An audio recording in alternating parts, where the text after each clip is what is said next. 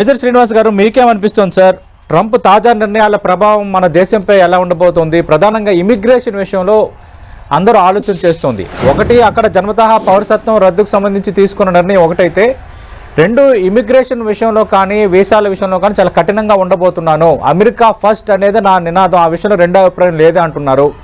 America gain again అంటున్నారు. వీటి impact మన ఇండియన్స్పై కానీ ఇండియాపై కానీ ఎలా ఉండబోతుంది? సార్, ఇక్కడ మనం ఒక విషయాన్ని చాలా క్లియర్ గా చూడాలి.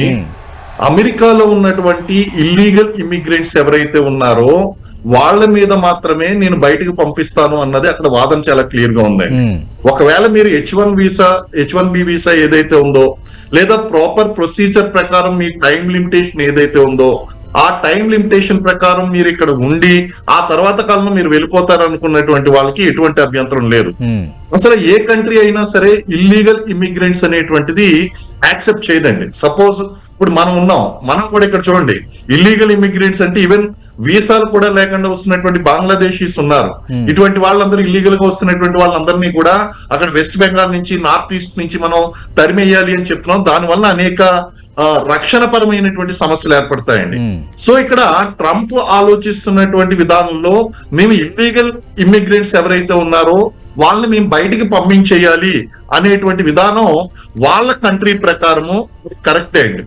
ఈవెన్ మనం కూడా ఒకసారి ఆలోచించాలి. మనం ఏం చేస్తున్నాం, అక్కడ చదువుకోవడానికని వెళ్తున్నాం, కానీ అక్కడ చదువుకోవడానికి మాత్రమే అక్కడ మనకి పర్మిషన్ ఉంది.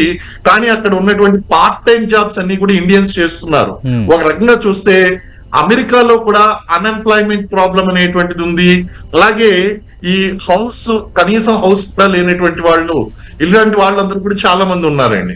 అయితే పేదరికం కనిపిస్తుంది, అక్కడ అన్ఎంప్లాయ్మెంట్ ఉంది.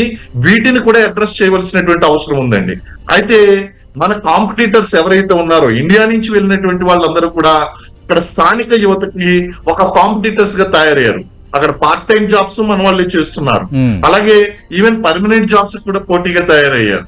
సో ఈ రెండు విషయాల్లోని ఇప్పుడు అక్కడ యువతకి వీళ్ళు మన ట్రంప్ ఒక భరోసా అనేటువంటిది ఇవ్వాలి, అలాగే కొంత మార్పు అనేటువంటిది ఇవ్వాలి. కాబట్టి ఇల్లీగల్ మైగ్రెంట్స్ ని కంట్రోల్ చేస్తామని చెప్పడంలో ఏమాత్రం తప్పు లేదండి. So that is his policy also that is what America first అనేటువంటి నినాదం ఏదైతే ఉందో ఆ నినాదం ప్రకారం అతను ఎగ్జిక్యూట్ చేసుకుంటూ వెళ్ళిపోతున్నాడు. పోతే నెక్స్ట్ దీని ఇంపాక్ట్ అనేటువంటిది వాణిజ్యం మీద కూడా పడేటువంటి అవకాశం ఉందండి. మన వాణిజ్యం మీద కూడా పడేటువంటి అవకాశం ఉంది. కాబట్టి ట్రంప్ చేస్తున్నటువంటి విధానాలు ఒక పక్కన మన ప్రపంచంలో హైలీ డెన్స్డ్ పాపులేషన్, అలాగే హైయెస్ట్ పాపులేషన్ ఉన్నటువంటి కంట్రీస్ ఇండియా అండ్ చైనా. ఒకప్పుడు China and India, now it is India and China. That means we have highest human resources. Population కాదండి, హ్యూమన్ రిసోర్సెస్ అనేటువంటి ఎక్కువగా ఉన్నాయి. ఈ హ్యూమన్ రిసోర్సెస్ అన్ని కూడా వాళ్ళకు అవసరం. అయితే అది రైట్ వేలో అవసరం, దాన్ని రైట్ వేలో అవసరము. మన ఇండియా ఏమో బ్రెయిన్ డ్రైనింగ్ గురవుతుంది. ఇక్కడ చదువుకున్నటువంటి వాళ్ళందరూ కూడా అమెరికా యొక్క డెవలప్మెంట్ కి ఉపయోగపడుతున్నారు. That process will keep continuing. Illegal migrants ఎవరైతే ఉన్నారో వాళ్ళని కంట్రోల్ చేయడం కోసం వాళ్ళ విధానాలు ఉన్నాయండి. కాబట్టి ఈయన ఏం చేస్తున్నాడు అంటే is a basically business man. ఈయన ప్రెసిడెంట్ ఆఫ్ ఇండియా అయినప్పటికీ కూడా is basically a business man. ఈ బిజినెస్ మ్యాన్ ప్రకారం ఈ కంట్రీలో ఎంత మాక్సిమం పవర్ ని, ఆ యొక్క బెనిఫిట్ ని తీసుకోవాలి అనేటువంటి చూస్తున్నాడు. ఈ విధంగా ఇతని యొక్క విధానాలు వెళ్తున్నాయండి. లాస్ట్ టైం మనం చూసినప్పుడు ట్రంప్ కొంత వ్యతిరేకతను సంపాదించుకున్నాడు. ఈవెన్ ఒక ఇన్సిడెంట్ మీకు రిమైండ్ చేస్తాను. ఈయన యొక్క న్యూడ్ ఆ యొక్క స్టాచ్యూ ఒకటి పబ్లిక్ లో పెట్టారు. అంటే ఒక ప్రెసిడెంట్ ఆఫ్ అమెరికా యొక్క న్యూడ్ స్టాచ్యూ ఇక్కడ పబ్లిక్ లో పెట్టారు అంటే ట్రంప్ ఎంత వ్యతిరేకతను పొందాడో మనం అర్థం చేసుకోవచ్చు. ఆ వ్యతిరేకత అంతా కూడా పోగొట్టి మళ్ళీ రావడం, he has to sustain that popularity. కాబట్టి ఆ పాత వ్యతిరేకత ఏదైతే ఉందో ఆ పాత వ్యతిరేకత ఆయన పోగొట్టుకోవాలి. ప్రస్తుతం వచ్చినటువంటి పాజిటివిటీ ఏదైతే ఉందో దాన్ని కంటిన్యూ చేయాలి. ఇప్పటికీ కొంతమంది ట్రంప్ పట్ల వ్యతిరేకంగా ఉన్నారండి, వాళ్ళని కూడా తన వైపు తిప్పుకోవాలి. ఇలాంటి డ్రాస్టిక్ మెజర్స్ తీసుకోవడం వల్ల 100 పవర్ఫుల్ ఎగ్జిక్యూషన్స్ అనేటువంటి ఆయన చేస్తున్నాడు. Is going in that way అండి. అలాగే మన ప్రసాద్ గారు చెప్పినట్టు, నగేష్ గారు చెప్పినట్టు చాలా క్లియర్ గా, నగేష్ సార్ చెప్పినట్టు వెరీ క్లియర్ గా అండి, ఇక్కడ he has to show the difference between difference between Joe Biden and his mark, Trump mark వేయాలి అనేటువంటి చాలా క్లియర్ గా కనిపిస్తుందండి. అందు గురించి ఈయన యొక్క విధానాలు కాస్త దుందుడుకు చర్యలుగా ఉండొచ్చు, లేదా చాలా అగ్రెసివ్ గా ఉంటున్నాయి. So this will continue initially for some time అండి. ఓకే శ్రీనివాస్ గారు, మనం చూసాం అంటే ట్రంప్కు సంబంధించి కొన్ని ఇబ్బందికర పరిస్థితులు ఎదురైనప్పుడు రష్యా అధ్యక్షుడు పుతిన్ ఆయనకి బాసటగా నిలిచిన సందర్భం ఒకటి ఇప్పుడు మీకు గుర్తు చేస్తున్నాను. ఈ మాట ఎందుకంటున్నానంటే నిన్న ఆయన పుతిన్ని ఉద్దేశిస్తూ రష్యాని సర్వనాశనం చేశారని ఒక వ్యాఖ్య చేశారు. రెండోది, మూడో ప్రపంచ యుద్ధాన్ని ఆయన రానివ్వను, అడ్డుకుంటానన్నారు. నాలుగోది, ఈ అమెరికా అధ్యక్షుల్లో ట్రంప్ ఉన్నప్పుడు మాత్రం యుద్ధం అనేది లేదు అన్నది మనకి కనిపించిన పిక్చర్ ఆ టైంలో. ఇవన్నీ చూస్తున్నప్పుడు ఈ రష్యా విషయంలో, రష్యా ఉక్రెయిన్ యుద్ధం విషయంలో ట్రంప్ ఎలా వ్యవహరించవచ్చు, దానికి చెక్ పెడతారని భావించవచ్చా? పుతిన్కి సంబంధించి రష్యాను సర్వనాశనం చేశారన్న వ్యాఖ్యలను వైడర్ సెన్స్లో ఎలా చూడాలి? ఆయన రష్యా అనేటువంటిది ఎప్పుడు కూడా ఒక కాంపిటీటర్ గానే అమెరికా భావించడం జరిగిందండి. అటువంటి సందర్భంలో సైకలాజికల్ ఇంపాక్ట్ గురి చేయడం కోసం ఇలాంటి వ్యాఖ్యలు చేయడం అనేటువంటి చాలా సహజం. సో నేను చేయవలసిందంతా కూడా ఆల్రెడీ చేసేసాను, ఇంకా చేయవలసింది ఏమీ లేదు అనేటువంటిది. అదే విధంగా ఈయన చెక్ పెడతాను అనేటువంటిది ఏదైతే ఉందో, ఆ యుద్ధానికి చెక్ పెడతాను అనేటువంటిది ఇట్ ఈస్ యాక్చువల్లీ ప్రపంచ దేశాలన్నీ కూడా కోరుకుంటున్నవే. నిజంగా కనుక ట్రంప్ ఆ విధంగా బిహేవ్ చేసి అతను అనుకున్న మాట నిలబెట్టుకుని మూడో ప్రపంచ యుద్ధం రానివ్వను, ఇట్స్ యాక్చువల్లీ ఆయన ఇచ్చినటువంటి ఒక వాగ్దానం, దాన్ని నిలబెట్టుకుంటే గనక 100% it is good for the world countries. And at the same time America wanted to do the ఆయుధ వ్యాపారం అనేటువంటి చేయాలని కోరుకుంటుందండి అమెరికా ఎప్పుడు కూడా. సో ఇలాంటి స్ట్రగుల్స్, ఇలాంటి ప్రాబ్లమ్స్ అనేటువంటి ఉండడం వల్ల ఇలాంటి countries, advanced countries, defence export countries కి ఆల్వేస్ బెనిఫిషియల్ గా ఉంటుంది. కాబట్టి వాళ్ళు పూర్తి స్థాయిలో దాన్ని చేస్తారా చేయరా అనేటువంటిది మనం వేచి చూడాలండి. లేకపోతే అమెరికా అనేటువంటిది వాస్తవంగా కనుక చూసుకుంటే దాని సుప్రీమసీని కాపాడుకోవడం కోసం ఎలాంటి సైకలాజికల్ వార్ఫేర్స్ అయినా సరే వాళ్ళు అడాప్ట్ చేసుకునేటువంటి అవకాశం ఉంది. అలాగే ఎకనామిక్ వార్ఫేర్ కి వెళ్ళేటువంటి అవకాశం ఉంది. సో డైరెక్ట్ కన్వెన్షనల్ వార్ఫేర్ కి వెళ్ళకపోయినప్పటికీ కూడా ఈ trade war and psychological war అనేటువంటిది ఇంటర్నేషనల్ గ్లోబల్ సినారియోలో కంటిన్యూ అవుతూనే ఉంటుందండి.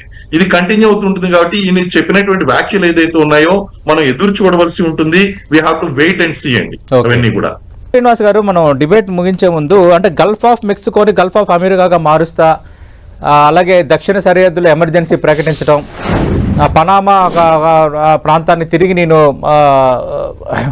స్వాధీనపరుచుకుంటానని చెప్పడం, అంటే ఇవన్నీ అంటే ఏ విధంగా చూడాలి? అంటే బాధ్యతలు స్వీకరించిన గంటల్లోనే ఈ తరహా నిర్ణయాలు, క్షణాల్లోనే ఈ తరహా అంశాలకు సంబంధించి, సెన్సిటివ్ మ్యాటర్కి సంబంధించి సంతకాలు చేయటం, ఎగ్జిక్యూటివ్ ఆర్డర్స్ పాస్ చేయటం,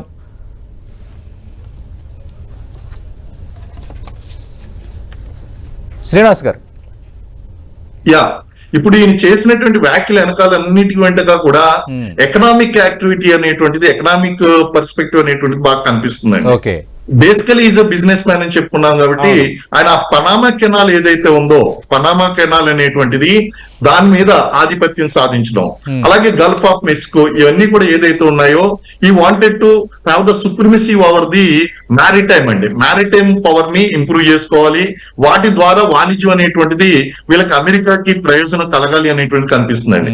అలాగే ట్రంప్ ముందు ఉన్నటువంటిది ఏంటంటే అమెరికన్ డాలర్ ఏదైతే ఉందో ఆ అమెరికన్ డాలర్ ని మరింత బలోపేతం చేయవలసి ఉంది. సో అమెరికన్ డాలర్ బలోపేతం చేయడం, అలాగే దాని సుప్రీమసీని కాపాడుకోవడం కోసం ఈ wanted to have this Panama canal. ప్రపంచంలో అత్యధికంగా వాణిజ్యం జరుగుతున్నది ఈ పనామా కెనాల్ వెంట. దీని మీద గనక ఆధిపత్యం పట్టు సాధించినట్లయితే America always economic supreme power కింద ఉంటుంది. ఇలాంటి వాటిని స్ట్రాటజిక్ గా ఆయన అంచనా వేసుకుని ఇలాంటి స్టేట్మెంట్లు అనేటువంటి ఇవ్వడం జరుగుతుందండి. కాబట్టి ఈయన ఆల్వేస్ ట్రంప్ మాట్లాడేటువంటిది ఏ విధంగా ఉంటుంది అంటే తాతిక కానిక దాంతలాగే దికానిక దాంతలాగే ఒక మాట మాట్లాడతారు. అలాగే మనం ముందుగానే అనుకున్నాం, మన నగేష్ గారు చెప్పినప్పుడు ఆయన ఒక మాట మాట్లాడతాడు, మరొక చర్య చేస్తాడండి. ఇదంతా కూడా ఒక డిస్ట్రాక్టింగ్ టెక్నిక్స్ కింద మనం మాటకి చేతకి పొంతన ఉండదు. పొంతన ఉండదండి, ఏమాత్రం కూడా పొంతన ఉండదు. అయితే ఒక మాట అంటాడు, మళ్ళీ ఆబ్వియస్లీ ఆ పెద్దన్న పాత్ర పోషిస్తున్నాడు కాబట్టి ఇమీడియట్ గా వర్డ్ ని రిట్రీట్ చేసుకుని మళ్ళీ యాక్షన్ డిఫరెంట్ గా ఉంటుందండి. ఏది ఏమైనప్పటికీ కూడా ఆయన ముందు ఉన్నటువంటి ఛాలెంజ్ ఏంటంటే మాక్సిమం ఎకనామిక్ బెనిఫిట్స్ తీసుకోవాలి, అలాగే ఎకనామిక్ సుప్రిమసీ అనేటువంటిది మెయింటైన్ చేయాలి. మన మీద బలవంతంగా చూడండి, ఇంపోర్ట్స్ కూడా మనకి అవసరమైనటువంటి ఇంపోర్ట్స్ కాదు, అది ఏది ఎక్స్పోర్ట్ చేస్తుందో దాన్ని ఇంపోర్ట్ చేసుకునేటువంటి కంపల్షన్ మనకు సృష్టించడం, అలాగే the cheapest man power human resources అనేటువంటి మన కంట్రీ నుంచి యూజ్ చేసుకోవడం, ఎట్ ది సేమ్ టైం మనకి ఏ విధమైనటువంటి బెనిఫిట్స్ లేకుండా మళ్ళీ మన ఆ యొక్క డిపోర్ట్ చేయబడినటువంటి పీపుల్ యొక్క ప్రెషర్ అంతా కూడా ఇండియా మీద పడడం, ఆ ఇండియాలోనే మళ్ళీ ఇక్కడ వేజెస్ కానీ లేకపోతే శాలరీస్ అనేటువంటివి తగ్గేలా చేయడం, ఇవన్నీ కూడా ఏంటంటే ఒక లాంగ్ టర్మ్ ప్లాన్ కింద కనిపిస్తుందండి. ఏదేమైనప్పటికీ కూడా కంపెనీ మనం లాస్ట్ టైం తీసుకున్నంత ఈజీగా మనం ఈసారి తీసుకోవడానికి లేదు, చూసుకోవాలి. ఆయన వాస్తవంలో నిజంగా మనకి ఇండియాకి మోస్ట్ ఫేవరెట్ నేషన్ కింద ఉంచుతాడా, లేకపోతే ఆయన యొక్క చర్యలు అనేటువంటివి మనకు నష్టం కలిగిస్తాయనేటువంటిది కొంచెం మనం we have to put our fingers crossed and wait and watch it. Right.